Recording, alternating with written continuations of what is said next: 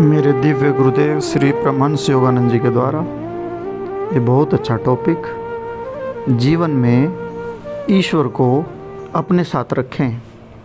यह है प्रवचन सेल्फ रियलाइजेशन फेलोशिप, अंतर्राष्ट्रीय मुख्यालय, लॉस एंजलिस, कैलिफोर्निया, अमेरिका में दी गई एक वार्ता के मुख्य अंश 17 अगस्त 1939 से लिए गए हैं।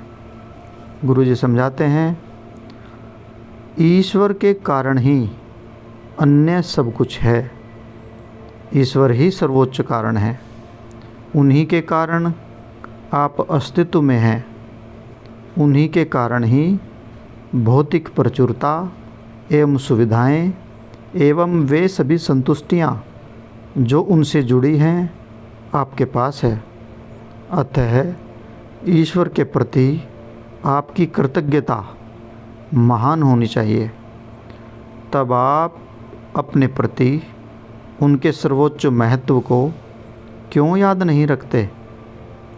आप प्रत्येक दिन को उन ईश्वर के प्रति अज्ञान में किस प्रकार सोकर बिता सकते हैं? कोई बहाना नहीं है। सांसारिक जीवन को इतना अधिक महत्व क्यों देते हैं? अपने सांसारिक कर्तव्यों पर ध्यान दें, परंतु हर समय ईश्वर के विषय में सोचें, क्योंकि प्रतिदिन भाग्य का राक्षस इस लौकिक भूमि से लोगों को छीन रहा है। किसी भी क्षण आपको ले जाया जा सकता है। इस संसार में अपने कर्तव्यों को शुद्ध अंतःकरण से पूरा करें, परंतु ईश्वर के साथ अपनी नियुक्ति यानी कि लगातार ध्यान, फिक्स समय पर किया गया ध्यान अवश्य बनाए रखें। मैं सभी की सेवा करने के लिए कठोर परिश्रम करता हूँ, परंतु जब मैं अकेला ध्यान कर रहा होता हूँ तो मैं किसी को मुझे परेशान करने की अनुमति नहीं देता हूँ। अन्य सब कुछ प्रतीक्षा कर सकते हैं। ईश्वर के साथ नियुक्ति की, ईश्वर के साथ अंतर संपर्क यानी कि ध्यान के समय को कदापि उपेक्षा नहीं की जानी चाहिए।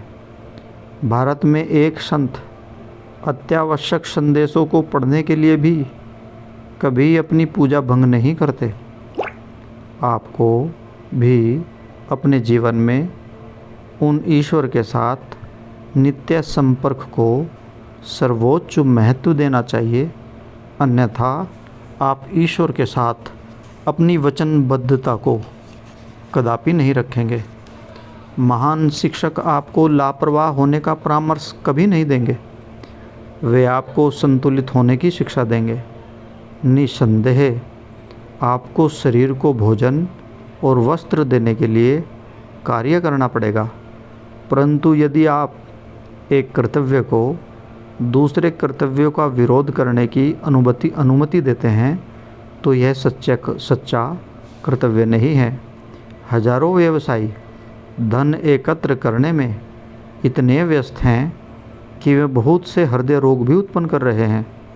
यदि समृद्धि के प्रति कर्तव्य के कारण स्वास्थ्य के प्रति कर्तव्य को भूल जाते हैं तो यह कर्तव्य नहीं है। व्यक्ति को एक सामंजस्यपूर्ण, हार्मोनियस, बैलेंस ढंग से विकसित होना चाहिए। एक अद्भुत शरीर विकसित करने के लिए विशेष ध्यान देने का कोई लाभ नहीं है यदि इसमें क्षुद्र मस्तिष्क निवास करे, कमज़ोर मस्तिष्क निवास करे। मन का भी अवश्य विकास करना चाहिए, और यदि आपके पास अति उत्तम स्वास्थ्य और समृद्धि तथा बुद्धिमत्ता है, परंतु आप प्रसन्न नहीं हैं, तब अभी तक आपने अपने जीवन को सफल नहीं बनाया है। जब आप सच्चाई के साथ कह सकते हैं, मैं प्रसन्न हूँ और कोई भी मेरी प्रसन्नता को मुझसे छीन नहीं सकता, तो आप एक सम्राट हैं।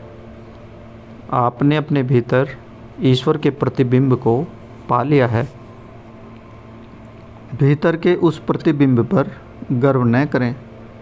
यदि आप प्रत्येक वस्तु द्वारा लगातार क्रुद्ध होकर क्रोधित होकर तथा प्रत्येक व्यक्ति को तुच्छ समझते हुए जीवन भर हल्ला मचाकर दोषारोपण करते और झुंझलाते रहते हैं, और यदि आप उस चेतना के साथ मर जाते हैं तो आपने यह अनुभव करना आरंभ भी नहीं किया है कि ईश्वर आपके भीतर हैं, कि वे आपकी आत्मा हैं।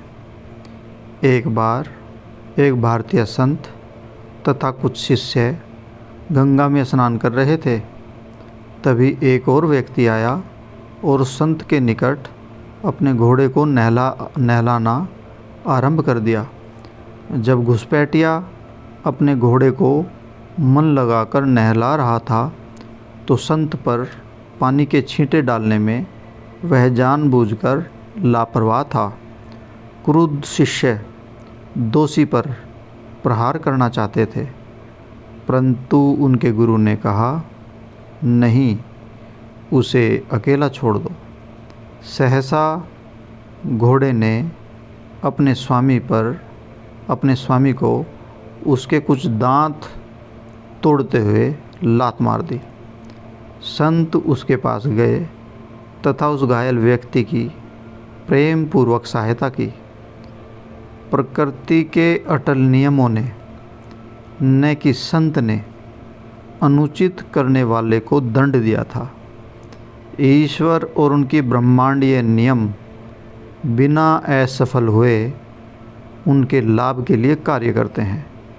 जिनके क्रियाकलाप सदैव सामंजस्य में होते हैं, बैलेंस्ड होते हैं, हार्मोनियस होते हैं तथा दुख के माध्यम से उनकी जागृति के लिए जो भीतर की दिव्य आत्मा के प्रति सच्चे नहीं हैं। जय गुरु जी।